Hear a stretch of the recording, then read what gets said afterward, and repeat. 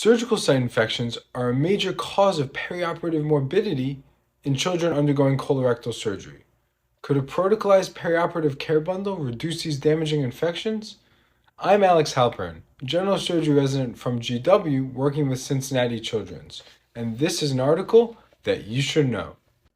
The Western Pediatric Surgery Research Consortium conducted a prospective cohort study on children undergoing colorectal surgery across 10 hospitals in the US. They utilized an 8-part perioperative care bundle and split children into either a high or low compliance group.